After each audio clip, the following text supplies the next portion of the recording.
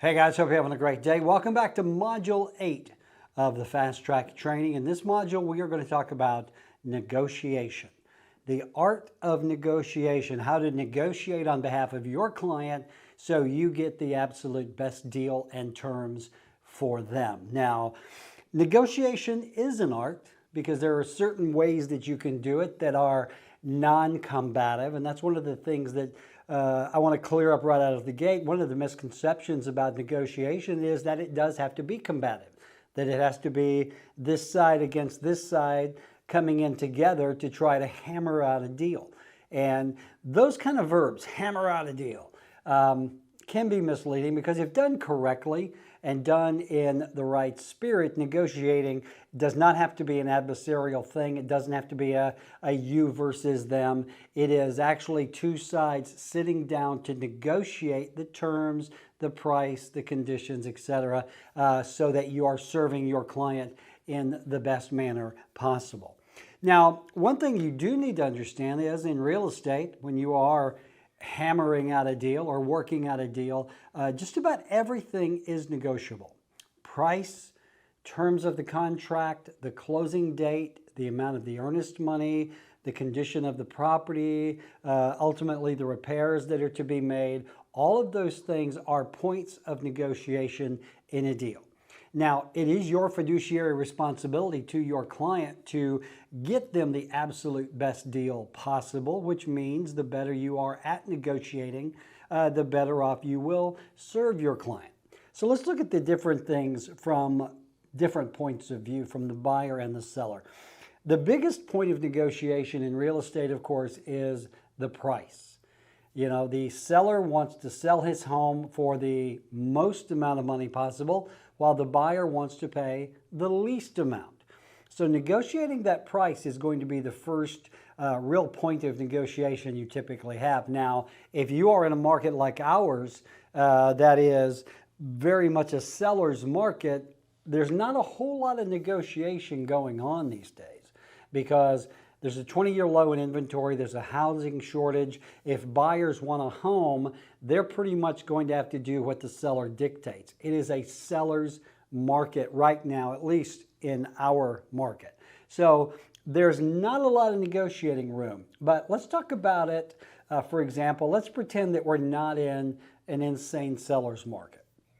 Let's say that we are a couple of years ago and there are houses that have been sitting on the market for a little while. The average days on market, 30 to 60 days, points of negotiation. So again, naturally the seller wants to get as much as possible with the least amount of give than he can get anywhere else. The buyer wants to pay as little as possible, again, with the least amount of give.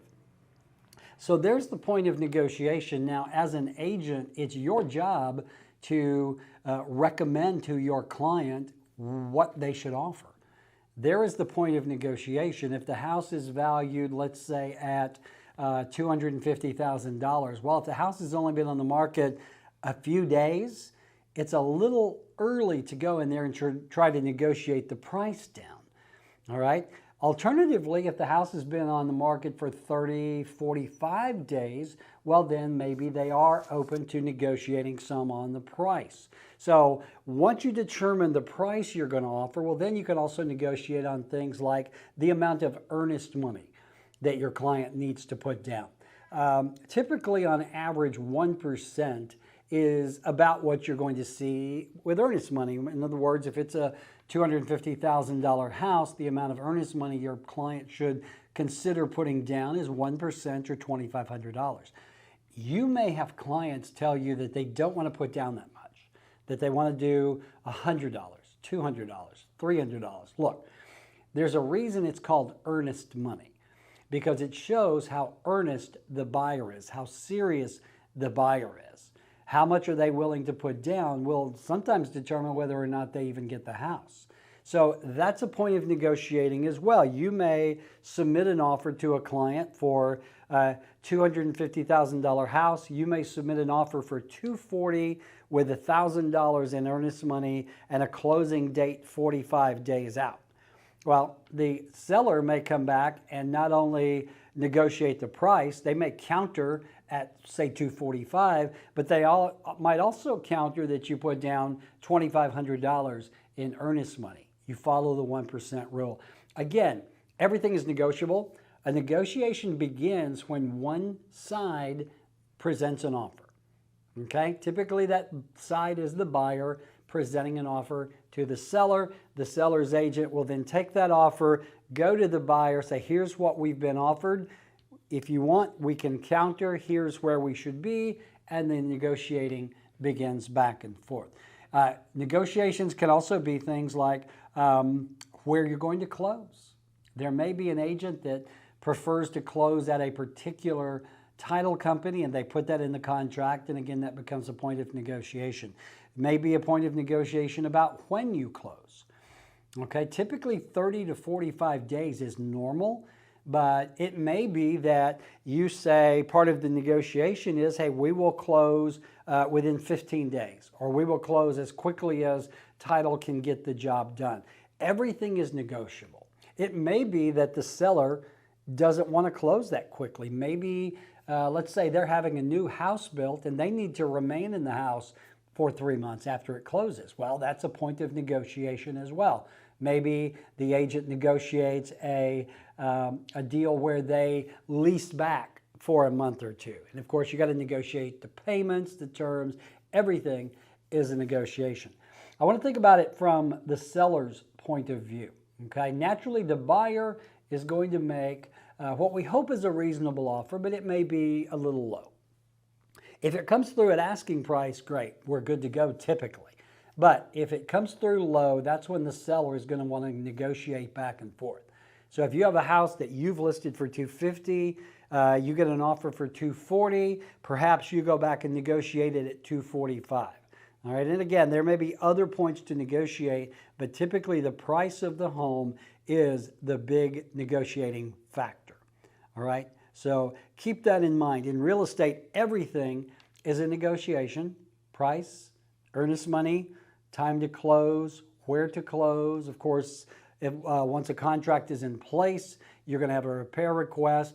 That's all negotiable as well. So the key here for you, the agent, is to become good at negotiating.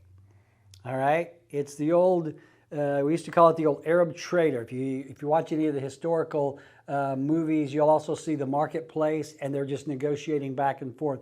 You've got to get really good at negotiating, and part of doing that is knowing where to negotiate. All right, if there's a house that has been, it's only been on the market a few days, they're asking $250, well, chances are that's going to be the price. But again, if it's been on the market a little while, maybe there is some negotiating room. It's up to you to advise your client where to come in at a price. And again, negotiation does not begin until there's a deal in play. So if there's a home that's been on the market for 30 days, it's at $250,000, you call the agent, you find out that, there's been a number of showings, but there are no offers. Typically in this market, if there are no offers within 30 days, that tells me a couple of things. Either the home is priced too high, the condition is not good, the neighborhood is not desirable. There's a reason why a home does not sell in 30 days in this market. So I'm going to ask the agent, well, tell me a little bit about the house. Agents are very forthcoming. It may be that the home needs some repair. It may be that the home needs some updating. It may be whatever. But with that knowledge, you then go to your buyer and say, okay, Mr. and Mrs. Buyer, this home has been on the market 30 days. They've got no offers on it. It does need a little bit of updating. They're asking $250. My recommendation to you, based on the comps, based on how long the home has been on the market, based on the fact that they've had no offers, based on the fact that it could use some updating, I recommend we put in an offer of $230 or $235 or $240, whatever. And again, remember, your client is going to look to you to get that ball rolling. Because if you leave it up to them, they're going to say, well, offer them $2 and see what happens. Well, we're going to do a video on lowball offers, and I can pretty much tell you what would happen if you come in with an offer under $50,000 under ask. So again, the point of negotiation is to get the ball rolling, and then you can negotiate from side to side. All right. Same is true if you are the selling agent, you have the listing, you're working with the seller, you receive an offer for, again, $235.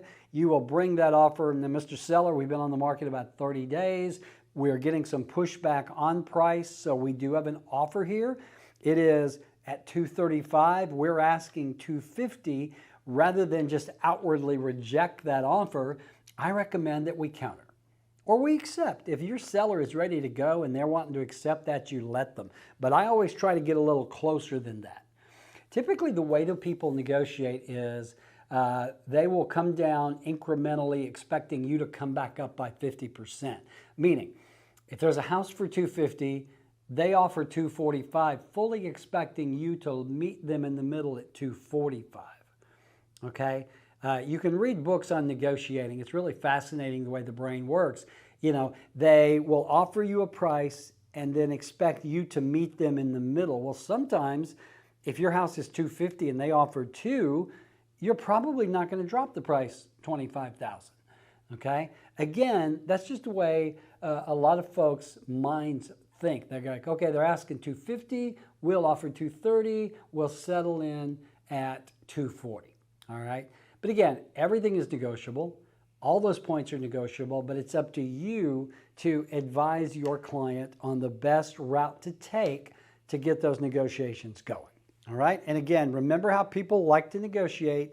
It is incrementally. Now, you may have a $250,000 house and you get an offer of $230. Well, maybe you don't meet in the middle. Maybe you lower the price $5,000. Okay? There is no law that says you have to meet anyone in the middle. If you're willing to come down a little bit, chances are they're willing to come up. All right? I have had deals where we would just reject the offer outright because it was just lowball and it was insulting. And I've had this happen over and over and over again. The thing you got to remember is a lot of times buyers will start the ball rolling at a low number thinking that, okay, I'm just going to pitch out this low number to get us going. Well, what I've had happen, again, let's say it was a $250,000 house. We got a $200,000 offer, which is a low ball. Anything under 5–10% of ask is considered a low ball offer. So what my client did was, look, you know, we've only been on the market a few days. This is the advice that I gave them. We're at $250. They're offering $200. I would either not come down at all and reject the offer or come down slightly. Well, a couple of times we just rejected the offer outright. I went back to the other agent and said, basically, this low ball has insulted my client. They're just going to reject it outright. And what's really funny is sometimes, actually the majority of the time, the other agent will say, well, don't you want to counter back? Because they fully expected to get the ball rolling with that low ball offer. And I would just say, yes, my counter back is full price. That's the offer. And wouldn't you know, we usually get people come back with a much more realistic offer, or I've had people just come back and accept at full price. So again, everything's a negotiation. Nothing is done until it's signed. You should get good at negotiating every aspect of the contract, because that's a big part of your job as a realtor, is negotiating the best price for your seller and the best price for your buyer. All right, that's it. If you got any questions or comments, drop them in below. Read The Art of Negotiation. Do some study on how to negotiate. It's a lot like playing poker. He or she who blinks first usually loses. Okay, keep that in mind as well. All right, if you got any questions or comments, drop them below. I'll address them with a group, and I will see you on the next module.